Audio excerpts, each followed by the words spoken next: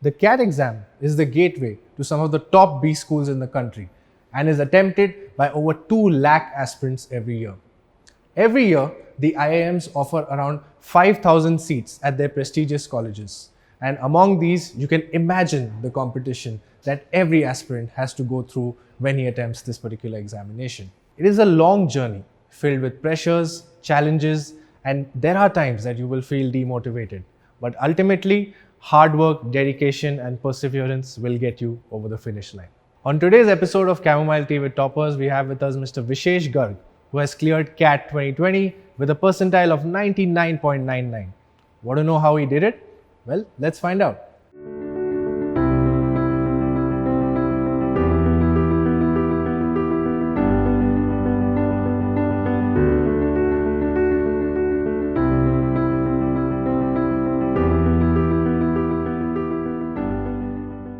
Hi Vishesh, welcome to the show. How are you doing? Thank you so much. Really nice to be here. Great. So 99.99 percentile, was that something you expected? To be very honest, no. It's something I feel myself very lucky to have scored somehow. Really grateful to everybody who helped me prepare along the way. And I'm right now just hoping that I keep on justifying the percentile that I had received through the CAT examination. Yep, absolutely. So tell me how this journey all began for you. When did you start your preparation for the CAT exam? So this is actually a little crazy. So I actually decided on giving the CAT exam seriously in the final year of my college. What happened back then was I had no idea when the deadlines for the forms were and everything. By the time I decided, I realized that the CAT exam was going to happen after a week when I decided. So there was no scope for me that time. But then I got a little vigilant. I was like, I have to prepare this well. Management was something that I always felt is kind of, up my forte. It's just something that felt right. So I started preparing for CAT once I'd come to Bangalore, once I joined my job alongside. So I gave an attempt in 2019. That was sort of a benchmarking attempt. And post that is when for 2020 CAT, that is when I started preparing really seriously. Right. So you secured 99 percentile in your first attempt. And in your second attempt, this was a 99.99. Yeah. So you were completely fixated on the fact that you wanted to get into the top B school of the country, which was the IIM, right? Yeah, you could say so. So it had always been the plan to be at any of Ahmedabad, Bangalore or Calcutta. To be honest, my inclination had always been towards Bangalore and I'm really lucky to have been enrolled over there now. So in my first attempt, I had a couple of calls. I had a call from IIM Kozhikode. I had a call from IIM Lucknow. But I decided against going that, partly because I wanted to go for ABC, but also because it was sort of like an internal deadline that I wanted to have at least 2 years of work experience before I go for an MBA, which is something I feel is a good idea. Yes, absolutely. And tell us a little bit about your background, before all of this, before you did your MBA, what did you do prior to that? Right, so I am your typical geek engineer. I did my engineering in electronics and communication from NIT Hamirpur. From over there, I was placed at Itium Systems over here in Bangalore, wherein I worked on video technologies, specifically video codecs, how to compress videos, decompress videos. So everything, all video calls that you're having right now in the pandemic, the work I did over there kind of impacted that in a way. Right. Yeah. So, like you mentioned, you completed your BTech, right?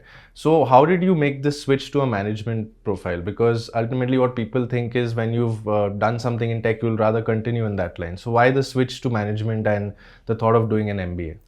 Right. So I feel for a lot of engineers, it's kind of a decision that's more based on logic that yes, an MBA is a good way to progress your career. For me, it was more of a gut feel.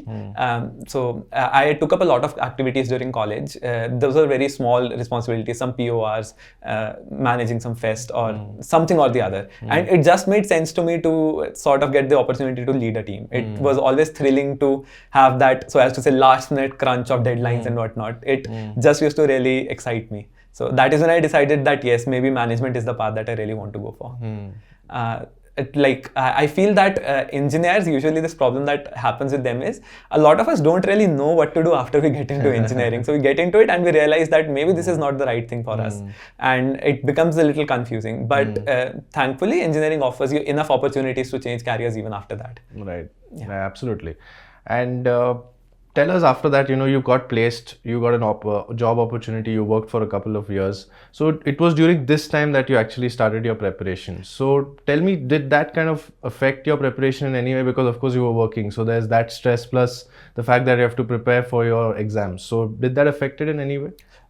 It did, I would not lie, to an extent, because I was working at a company which had a very startup-like culture. So work hours were very flexible. You might have to work over the weekends as well. True, the work was really exciting, but then again, with great responsibilities, you also have to put in the amount of hours.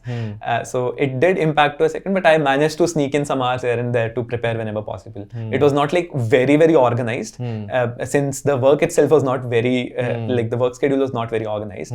But I think that I found ample time to prepare. Right. So how did you divide that schedule for the particular subjects, for let's say VARC or LRDI, for quants? How were you dividing your time amongst all these subjects? Okay, so that again was very instinctive. So how I used to go ahead is I used to go for any sort of mock tests every weekend, and then I used to analyze them and see the areas that I was weaker at. Why did this go wrong for me and did not? Over the coming week, that is what I used to focus on, to improve on those particular areas, so that in the next test that reflects that yes, there has been some impact. So it was not like there was a particular set pattern that yes, I'm going to practice geometry only this week or anything like that. It was more about fixing things wherever possible. Okay.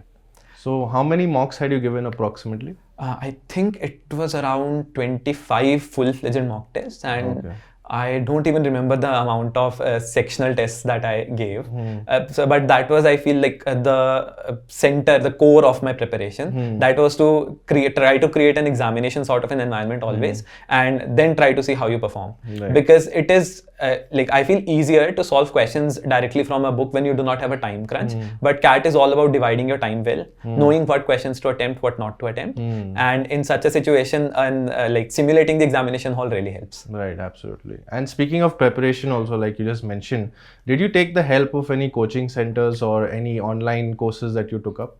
I did. I took up the online coaching course by time, but I did not honestly go for a lot of classes, since I feel that this is somewhere engineers hold a slight edge, because the syllabus that CAT has, especially quant, it is something that we've done during our class 11th and 12th. Kinematics, for instance. This is something we've done during that time. So what we need is brushing up on all these concepts. So for me, it was more about the practice than the conceptual classes as such. So I had the material to prepare a good variety of questions, like many mock tests.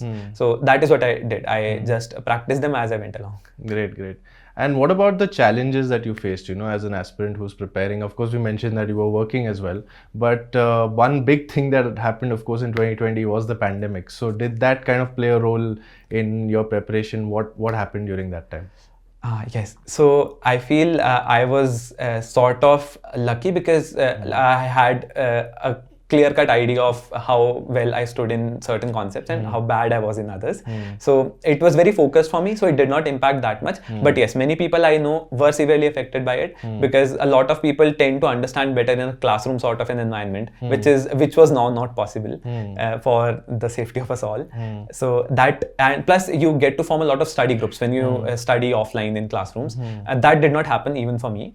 So it was, it used to feel at times like you're all alone in this, you're preparing, but you do not really know what to benchmark yourself against. All you have is the material that you have and how you're solving, but you do not really know how the others are doing. So sometimes that tends to be like inspiration as well. When you know others are in the same boat as you, that kind of motivates you at times. So I would not say that preparation wise it hampered, but morale wise it did used to hit at times. Yeah. And just like the pandemic was so uncertain, there was also a lot of uncertainty surrounding the exam itself, right? The CAT exam, because there was no idea about the duration now, because it was supposed to be changed, whether the number of questions will remain the same. So how does one prepare with a mindset like that? So this is something I feel one has to have a very open mindset about it. If you are very, so as to say, rigid about how you are attempting everything. So for example, it went from 3 hours to 2 hours, the examination went for us. And a lot of students felt that, this would affect their preparation strategy greatly. For me, my preparation had always been just do the next question to the best of your abilities. It was not really about how many questions you have to do or what type of questions you have to do. Just try to keep on going as much as you can. Plus, plus such like breakout news, so as to say, tends to have a psychological effect. You tend to panic at the moment. What will I do now? So that partly is because of the stress we associate with the examinations, that I have to do well in this, and the change in pattern might really, affect how I perform over there. Keeping an open mindset, just being confident of your ability to solve questions is what really gets you through these things. Right, absolutely. And you just spoke about stress, right? So what I've read about you is that you were hardly stressed out during this examination. You would go on long walks, you would listen to music. So how are you keeping yourself this calm? Because it's such a high pressure examination at the end of the day. So if you if I'll tell you about my profile, I've been a person who's been very confused about what career to choose. So in class 12th, I studied mathematics and biology because I was not sure whether I want to become a doctor or an engineer. Finally decided on engineering, now tried for management. So I knew one thing, that life gives you enough opportunities to switch careers and it all works out for you. So the CAT examination, however important it is, and it decides your career, but it is at the end of the day an examination. It's okay if you do not perform well once, you can go ahead for it the next year. A really great thing for me was that even after in my first attempt, when I had a 99%, I went to my parents and told them that I really do not want to go this year. They were very supportive of it. Whatever you want to do, go ahead with it. So I think that really helped calm nerves. Plus, I think that this is something that everybody should adapt. Once you're in the examination hall, you should focus on is solving the question in front of you, whatever it is. So instead of calculating, okay, this is the amount of questions I've done and whatnot, what you should be more focused on is how am I doing right now at the very present moment. When you start doing that, that automatic switch comes up and stress kind of goes away because you're very focused on what you're doing right now. If you have a problem in front of you, a really exciting geometry problem, it's difficult, but you also find a thrill in it that yes, this is something I have to solve. So then it becomes enjoyable and that stress automatically goes away. Great, wonderful. So you just spoke about your parents and the fact that they were so supportive. So tell me about their role and your friend's role in this journey of yours when you were preparing for the exam. How much support did they give you? What was it like? I would credit all my success to my parents and my friends, to be honest, because they might not have affected the preparation as such. They were very supportive. So whenever I would be studying, so for example, my mom would bring some snacks for me randomly, that please have something. She knows that I've been hungry since morning, so she'll bring some snacks randomly. Whenever I was stressed, I would just call up a friend and maybe rant for a little while that I don't think this is working out well. Maybe I should go for something else. Just rant. I don't know why I'm practicing so much. So one common occurrence for me was I used to attempt mock tests by time, and they tend to be typically a notch higher than the CAT examination level. So my preparation was very CAT level based. So I knew that speed was key. I used to prepare just to the level I was expecting in CAT. So these mocks did not really go well for me. I used to perform horribly in there have been very horrible ones as well, and that kind of used to make you feel dejected. Yeah, a little. So I would just call up somebody and they would be like, it's okay, you got this, it's nothing like that, it's okay. Even if we do not go for this, we'll try for some company and whatnot. Any random excuses they could find.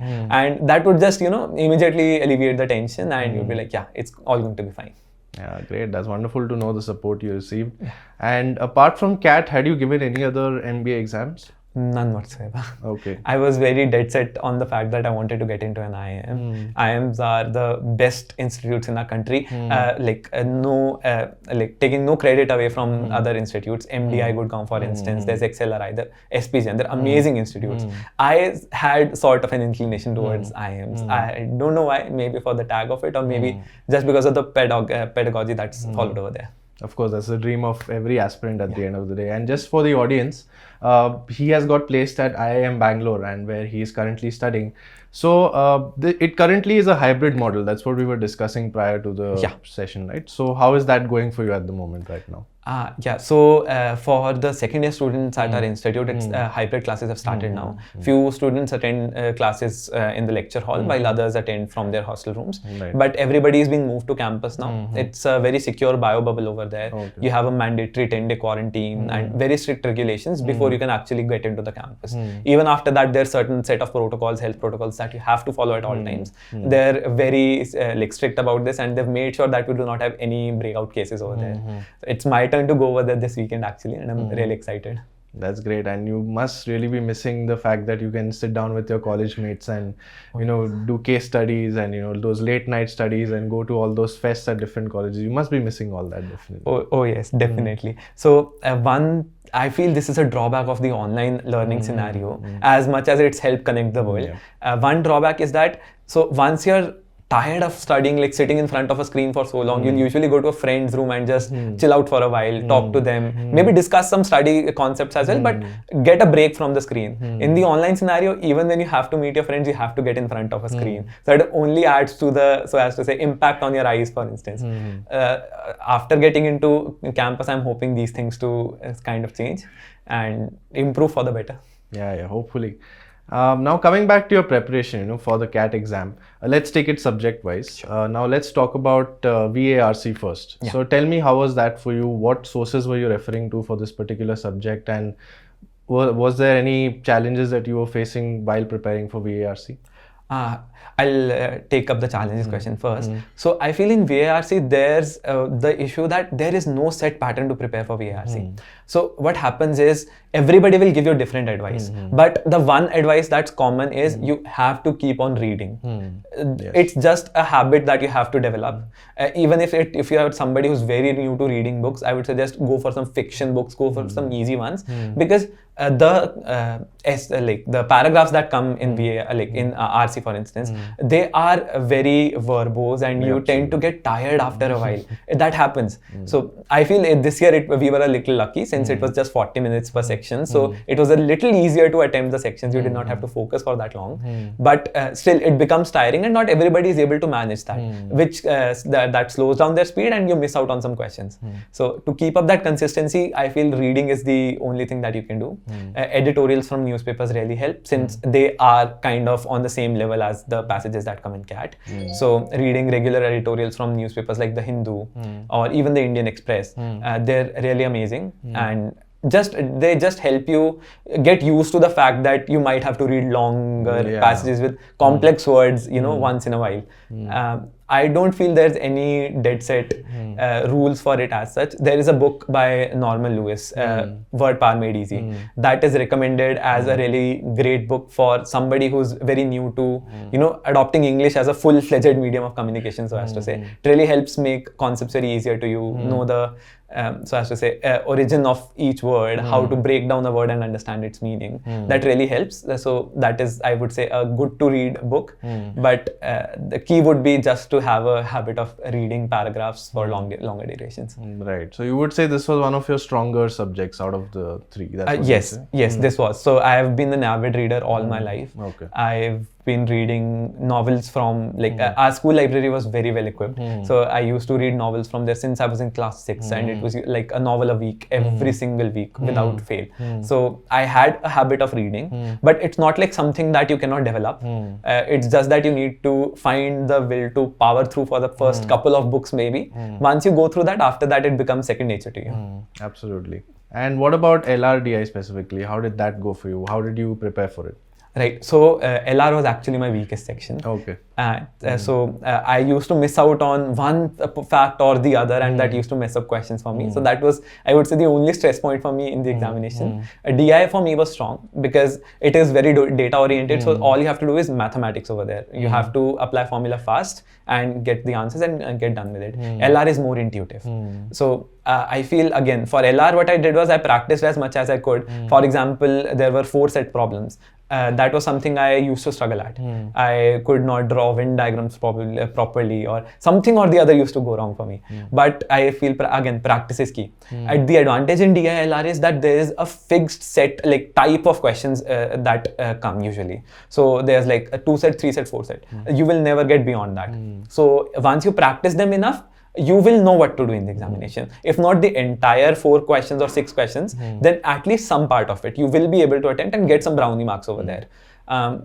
If there's some sets that you are really bad at, it's okay to leave that if you do not have a lot of time to really get into it and prepare the basics of it. It's okay to leave that, since if your other problem sets are really strong, so you can go ahead and attempt them instead. I was told by a teacher, and this is something I feel is very true. nobody in the CAT examination except for the person who set the exam can solve all the questions. If somebody is solving that, that guy is absolutely brilliant and deserves all the praise in the world. I could not, to be honest. And but the thing is, I feel I attempted all the right questions, and whatever I attempted it correctly. So I think I had just 2 wrong questions in LRDI, and those were type in your answer type questions. So I did not lose any marks over there. So yeah, negative marking can so as to say impact your score. You just have to be meticulous about what questions you attempt. Absolutely. And what about the books that you were referring to specifically for LRDI? Were there any online sources or books that you want to tell the audience about? So my preparation was solely around mock tests, to be honest. So that was a comprehensive question set, but I don't think that matters. As long as you have a great set of, like a huge set of questions in front of you from whatever source it may be, you should go ahead and attempt it. There's so many books recommended, like Arun Sharma's entire CAT series is recommended by every teacher to go ahead and study that, because that is a great question set, like a set of questions to do. So I don't think it really matters the source. As long as you're practicing questions, it's great. Okay, fantastic. And what about quants? How was that for you? Yeah, so quant is an area that you can plan very well. So I feel that is something that any person can make it the strongest suit, because quant eventually is all about formula. As long as you know a formula, you can approach a problem. A little practice is all it takes. After a while, you get the hang of it very easily. Unlike DILR, I feel quant requires lesser practice than DILR. True, the syllabus is much more vast, but per topic time, you do not need to spend a lot of it. So for instance, for me, I knew geometry was kind of weak for me, but I could attempt the basic, like easy level and even medium level questions for it. But if something very hard used to come by, I used to struggle over there. So after I would say like around 5 or 6 mock tests wherein I failed miserably in attempting those questions, I realized it might be a better idea to leave them altogether. Because I'll tell you about my CAT attempt this year. I attempted just 16 questions out of 26, but the thing was that all 16 of them went correct. Because that is how, like, you have to plan your time accordingly. You have to know your strengths in quant. What topics are amazingly strong for you, keep on practicing them, make sure that you can solve every question that comes along the way. And as soon as you see the question paper, quickly skim through it, attempt the questions for those particular sections first, then go through the easier questions of the other topics. Those are going to be brownie marks, so as to say, for you. That is like a supplement to your score, not a foundation for your score. Quant requires a fair bit of practice on each topic, but not a lot. Once you know the formula, you know them well, and you have your mathematical concepts cleared, it should be good for you.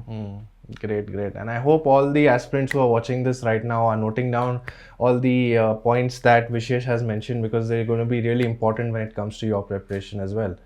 So Vishesh, tell me, this journey has been incredible for you. So when did you actually start your preparation? Like, how many months prior to the CAT exam did you actually start preparing seriously? So I started round about this time last year. Okay. So I feel that 3 to 4 months, if you prepare dedicatedly, is a good enough time. I'm not saying do not start preparing earlier. If you have the time, please do. But if you have a time crunch, 3 to 4 months is a good enough time to prepare for it. If you prepare focusedly, like focus is key over here. You cannot slack off once in a while, because the lesser time you have, the more dedicated you have to be about it. And how many hours should one study during a day approximately, according to you? That I feel depends from person to person. Okay. So somebody might catch on to, for example, a quant really quick. That person might not need a lot of hours to put in over there, while others might need a lot more practice for the same. So it really depends upon you. How I suggest is plan according to topic and not according to the time you dedicate per day. So you have to think that I will cover this particular topic. So for example, I'll say I'll cover, let's say, time and distance problems today. So, or in this week. So then whatever amount of time it takes, dedicate that during the week, cover that up, because I feel it's a better, so as to say, motivator for you once you know that you have a topic done rather than your timetable for the day done. So that sort of helps you keep yourself motivated that yes, my progress is going really well. But it has to be like, there is no right way to prepare for CAT. Every person can have their unique strategy, their unique way to go about the exam as well. It should just feel comfortable to you. Do not push yourself a lot. That's not going to help. Right, absolutely. So Vishesh, tell us, like 1 month prior to the examination, what was your strategy? Like, were you really into the mocks more, or what were you doing during that 1 month? That's a great question. So 1 month before the exam, I stopped practicing new topics. This is not a time where you should experiment. This is a time where you should start fine-tuning the strategy that you have. So I did attempt mocks, and I just used to try to figure out the kinks in my strategy. For example, in quant, I knew I will leave certain questions. So I would see if I was attempting the right questions all the time or not. If not, just identify if I should attempt it or not. If not, then just go ahead and from the next mock test, not do that altogether. Because over here, you have to start maximizing your gain. So up till 1 month before the CAT examination, it's okay to learn new topics. Try to gain more knowledge as much as you can. After that, it's about optimizing the use of the knowledge that you already have. So getting into new topics, getting into new strategies is only going to make you panic what is right, what is wrong. And it's it's better to be a master of one strategy than a jack of all. Absolutely. And talking about 1 week prior to the exam, how would that strategy be? Like you have 7 days left for one of the biggest exams of your life. So what should your strategy be in the last week of the exam? Right. So a week before the exam, I'll tell my experience. I stopped giving any mock tests altogether, because that is mock tests are a thing that will give you a sense of achievement at all times, that yes, I'm doing well or I'm not. A week before the exam, if you perform poorly, it's really going to stress you out. So it's not worth the effort to go ahead and do that unless you're absolutely confident that you're going to do amazingly. Go ahead. Otherwise, it's better to just practice questions that you've already done, just to go through them and see if you can so as to say become faster at solving them or not. But I would not say it is not advisable to go ahead and give more mock tests or any such thing that might be a stress trigger for you over there. It is it is key to be calm before that one. Just gain as much faith as you can in your own abilities in that time. Absolutely. Anything that puts your morale down is something that you should definitely avoid coming up to the exam. Right. So now coming to the day of the exam, it's the day you're going to attempt the exam. So what is your strategy, your paper attempting strategy on that day? Okay, I feel the strategy starts before you enter the examination hall, because being on time is one factor that is really going to help you out. If you're late to the examination hall and just enter barely in the nick of time, it's really going to be, you'll be in a panic situation and you'll not attempt it as efficiently as you should. So reach the examination hall on time. I've had a couple of friends who missed their examination because they missed it by 2 minutes or 5 minutes. For a couple of them, they could not find the examination center. That's why, because there were locations the locations were incorrect in the map given by the CAT authorities. So I would say go ahead and look for the center beforehand so that it does not, such a situation does not happen. Reach there on time, be seated in the examination hall, have some water. And once the exam starts, you should stop thinking about how much I'm going to score in this. All you should think about is what are the questions and what is it that I'm going to attempt or not. Because if you start preparing this strategy, you'll automatically realize that you will not be stressed about it. So for example, a good idea is to spend the first 3 or 4 minutes just browsing through the questions of that particular set.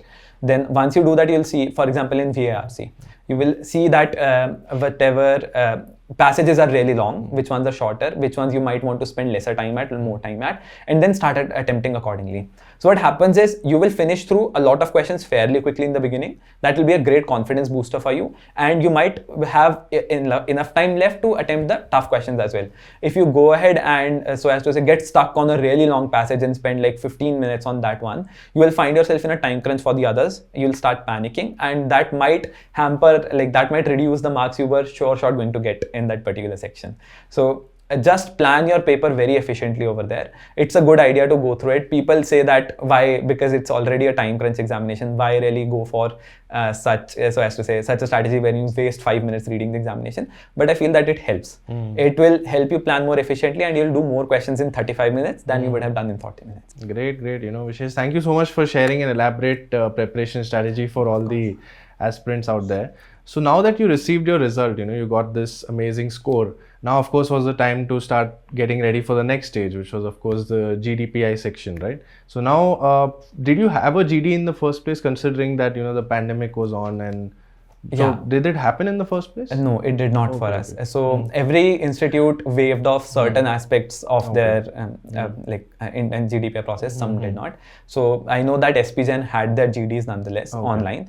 For all of the IIMs, there was no GD this time. So and even VAT was waived off for most of them. So Bangalore had their VAT process and Ahmedabad had their AWTs, but not a lot of institutes did that because it was a challenge for everybody to have the setup available to really attempt such questions, with so as to say sincerity as well online. So most institutes, so as to say, rejected it altogether. So Vishesh, you got shortlisted for IIMB, of course, which was your preferred college, and you were shortlisted for the VAT test of this. So how did that go for you? Yeah, so this is something that everyone should remember, that once you prepare for CAT, after that is when the real struggle begins. Because till CAT, it's very objective. You know what scores you're going to get very easily. But the VAT and even the PI, they're very subjective. So you have to make sure that you have all your bases covered. So for instance, in VAT, it can be any topic that they ask you. It could be something very vague, something very philosophical. It could be something based on any current topic. So they could ask you anything from honesty is the best policy to is the government's response for COVID-19 bad, like good or bad? Could be anything. So that is when the reading habit that you develop throughout the year comes into play, because that is now is when you really put it into action. You have to stay aware throughout. You have to go through current affairs well.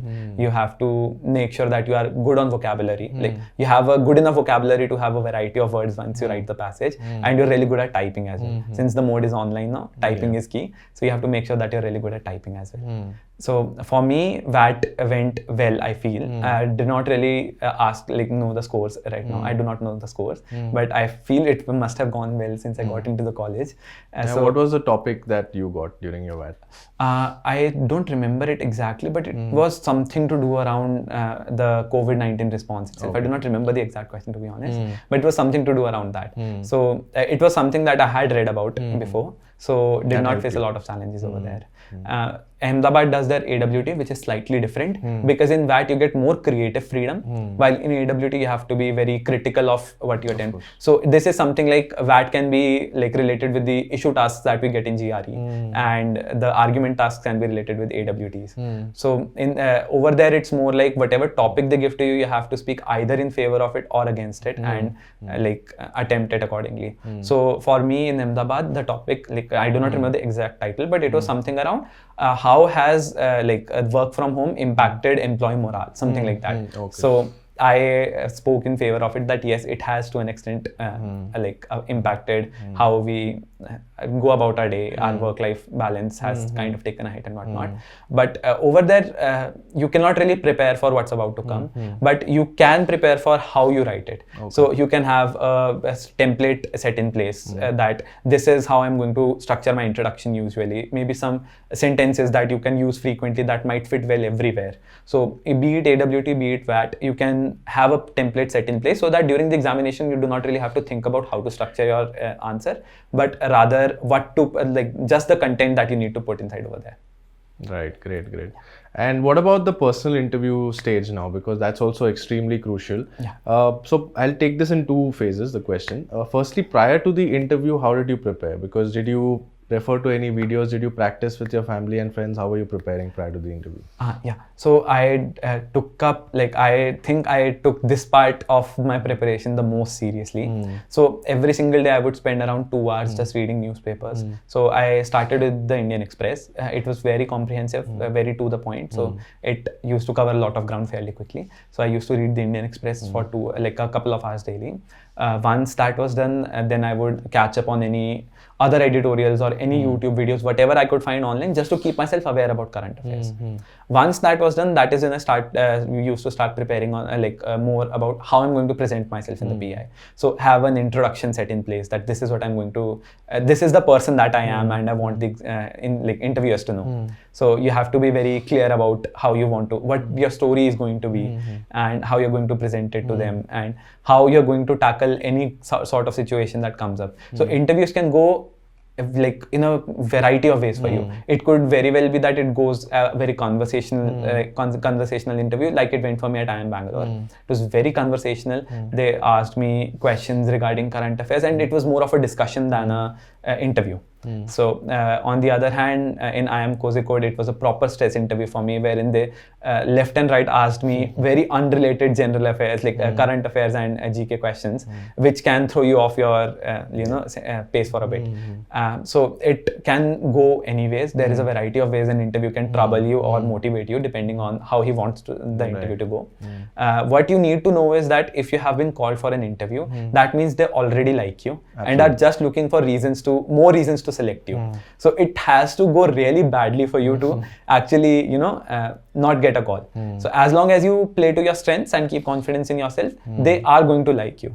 They know, they've seen your profile, they know everything about you. They just want to see that if what you've written is indeed true or not, and you can handle the kind of culture they have at the institute. So it is a good idea to try to give as many PIs with friends and families, and even any coaching institutes if you want to, who might hire certain alumni from various B schools or any experts in the field. So just go ahead, schedule as many PIs you can with them, and in as much variety as possible. Could even try for GDs as well, since GDs help you know more about topics, various viewpoints, and you might be able to incorporate them later on in your answers. I would say no conversation related preparation is going to hurt you anytime. The more you know, the better. Absolutely. Yeah. Thanks so much for sharing it in such an elaborate manner.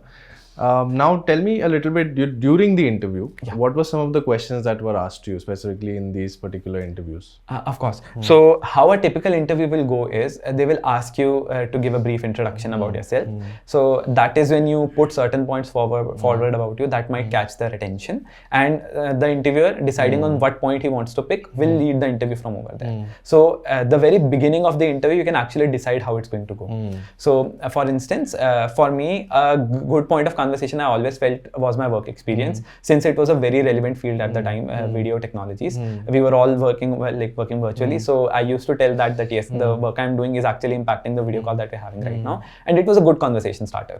So it is good to have such a so as to hook in place, which is something that leads towards your strengths. Basically. Yes. And every answer you give, you have to make sure that you do link it with any strength of yours somehow. So even if they ask you something as basic as, I'll give for instance, I was asked about NFTs in my IIM Bangalore interview. So do you know about non-fungible tokens? I had just heard the term, I hadn't had the chance to catch up on it. So I started with, I am so sorry sir, I did not really get a chance to catch up on it. I did read through it briefly, like I have a routine of every day going through all current affairs as much as I can, and later on target the ones that I really like. I could not read about this unfortunately, but yeah, I do know a little bit about it. Whatever I knew, I presented in front of him. So now from this fact, he knows that at least I'm aware about whatever is happening in the world. Even if I do not know it in excruciating detail, whenever the time comes where I might need this information, at least I have something to go by over there. So you have to frame your answers accordingly, that the interview knows that you are somebody who knows everything about their own self as well as the world. Another question, for instance, like a lot of my interview at IIM Bangalore revolved around cryptocurrencies.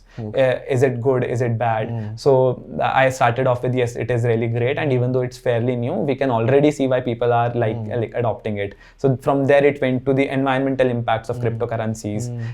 From there on it went to NFTs. From NFTs it went to how is India adopting digital currencies in general, and so India is planning on introducing a digital currency, like a digital rupee as well. So these sort of conversations, it goes as you speak. So whatever is the answer that you present, that is what's going to lead the interviewer to the next question. He will never ask you anything randomly, unless it's a stress interview, of course.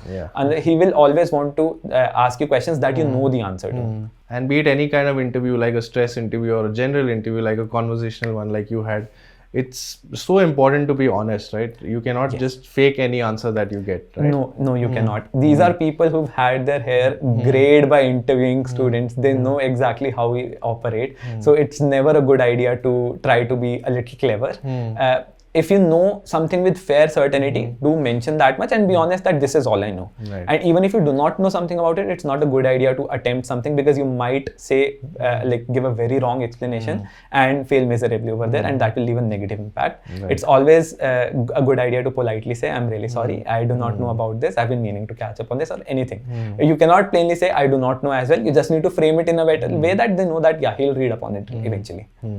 Right, absolutely. So you've given us a great glimpse now into your preparation and your whole journey. So now if I were to ask you to summarize this entire journey in two ways. Firstly, if you could tell me one thing that students must definitely keep in mind while preparing for this exam, and one mistake that they should definitely avoid making. So what would you say for that? Right. So I would say one thing that every aspirant should keep in their mind at all times is that it's going to work out. You can have multiple attempts. That is a great advantage. And even if you do not do well the first time, you can go ahead and give another attempt and another attempt. And eventually you will get the college that you want to go for. You should not, so as to say, associate a lot of pressure with it, that yes, this is like the holy grail for me, and if this does not work out, nothing is going to be, because it will. It always works out for us in some way or the other, and it's always going to be great. When you're preparing, just try to do the best that you can and do not really think about the results. And you will see that you're like, so as to say, the best edition of yourself attempting the exam at that moment. Thing I would suggest to avoid is getting into, so as to say, the trends that are happening. So if everybody is preparing a particular thing, do not go around with it. Do what feels good to you, what feels right to you, what plays to your strengths, and keeps you comfortable. If somebody else is studying 18 hours a day, that does not mean you need to. It could very well be that you need 20 hours a day. It could very well be that you need 5 hours a day. It completely depends on how you prepare and how easily you can catch up to things. So it's not a good idea to compare your preparation with others, or even try to benchmark yourselves a lot with others, since everybody's preparation is going to be different, and eventually in the exam, how you fare is going to depend on how you've prepared and not how others have. Right, fantastic.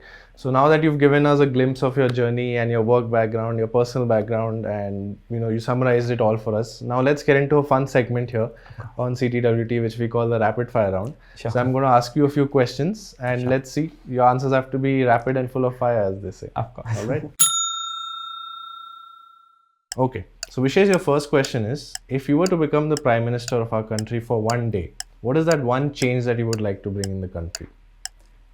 I would really clean up all government departments. They are so untidy at times, it's really sad. My primary focus would be just to make them more presentable. Okay, fantastic. Yeah, absolutely. Okay. Secondly, if you had a mobile phone and I were to delete all the apps from it except 3, which are those 3 apps that you would like to keep on your phone? All right. So the first is going to be Spotify, because music is what calms me down and I can never live without it. The second is going to be WhatsApp, because I feel right now it's taken such a good place in our hearts that we, like in our lives, that we cannot live without it. And the third would of course be the phone calling app, Okay. because I have to rant in front of somebody that all my apps got deleted. Right. Okay. What is that one life quote that you're really inspired by? There isn't I would say, Obama in his campaign always said, yes, we can. That is what I always say. Yes, we can. Whatever it is, we can. Oh, great. And speaking of which, who is someone who you consider as an idol in your life? There's not a particular person. There's a lot of people who've done great on the global scale for India in general. For example, I really admire Sundar Pichai. Why? Because that person is such a, he's one of the best representations of what India can do, the potential that we hold. And at the position that he is, he's doing so much for the nation. He's collaborating with the government on various projects now. Google is slowly coming into India into a more mainstream role rather than just your mobile phone operators, I have to say. So it's really nice to see that they're taking responsibility for the nation as well. And I really find that inspiring. Fantastic. Okay. Your last question is, who is your celebrity crush and who would you like to take out on a date with you just to have a conversation? Okay, this is an interesting one. So I would really like to talk to Selena Gomez, I'll be honest, but not for because of course she's beautiful, but because I've heard her journey, like fighting through lupus, and her best friend actually donating a kidney for her when she was in the worst of times, and that really inspires me, how she kept herself more motivated to go on through all of this. It's really inspiring to see. So that was a great rapid fire round by Vishesh. And Vishesh, from our side here at CDWT, we would like to give you a token of our appreciation. Oh my God. So here it is. Thank you so much. This means the world. Thank you so much. Yep. So Vishesh, like we discussed about your journey, it's been great so far, and you've started your journey at IIMB as well. So what do you see yourself doing in the next 5 years according to you? Of course, you must be having some plans about where you want to get placed, some dream companies in mind, some great profiles. So what do you have in mind? To be honest, I don't know. Okay. And I feel this is something that is overrated, that you have to have every moment of your life planned, your career planned. Feel it should not be like that. You can very well go to the next step that feels right and plan from over there. So I am Bangalore, which was my target for the moment. Now over here, I'm trying to figure out what specializations I might want to take. If I would like to take up a specialization at all or go for a general management. So I am fairly open to any role. Right now, I feel consulting and marketing kind of attract me more, and even product development, like product managers. So I'm very open about it. Would like to gain like more knowledge from whatever my seniors tell me, how their experiences have been, and take a more informed decision, I would say. I feel everybody should be at least a little flexible about what they want to do. If you're very rigid, you might lose out on some certain opportunities that could have worked out very well for you, but did not, because you did not go for it in the first place. So as long as an opportunity is knocking on your door, I say embrace it with open hands. Right, absolutely. And all the very best to you for that from our side. Thank you so much. So there's this ritual here we have on CTWT called Tag a Topper, in which you can suggest someone's name, one of your friends' name who has also given the exam, and we can get them here on our platform and do an interview with them as well. So is there anyone who you'd like to mention? Yeah, so there's a friend of mine, Pallavi Venumadhavan. I feel she has one of the most inspiring stories out there, and it would be really nice if the world gets to hear about it as well. Great. So Pallavi, our team will reach out to you soon for one of the next sessions of CTWT, and hope to see you here and sharing your journey as well. All right, Vishesh, we're almost at the end of the show. What I'd like you to do for us now is to share one piece of advice, one last message that you would like to give all the aspirants who will be attending the exam soon. Of course, you've shared some gems with us during the course of the show, but anything that you would have missed out or something on the back of your head that you'd really like to share with the aspirants, you can tell them. Sure. So I feel like I'll be tooting the same horn again and again, but all I would say is, and this is because I'll try to live by this as much as possible, is do not let the stress of the exam get to you. You will always do amazingly in whatever you do. It could very well be that you do not go for an MBA eventually and might choose an alternate career altogether. But whatever you do, it's going to be okay. Just keep on smiling always. It's really important, and make sure that you have an amazing support system around you. Those are the people who are actually going to pick you up when you feel most dejected, and give you the strength to power through difficult situations. Great, Vishesh. So, Vishesh, thank you so much for being with us here on CTWT. It was a pleasure having you with us, and we wish you all the very best from our side here on CTWT. Thank you so much. Thank you so much. So that was Vishesh Garg, everyone, who shared his journey with us here on CTWT, and it was wonderful to know his side of the story about how he prepared for the examination. By the way, this is to let all of you know that Unacademy is also back with the final round, a mock interview series in which there are 3 panelists who are interviewing different students who are giving the CAT exam in November. So please do check that out, the link of which is in the description below. We will be back soon with yet another episode of Chamomile Tea with Toppers very soon. Until then, do take very good care of yourselves and stay safe.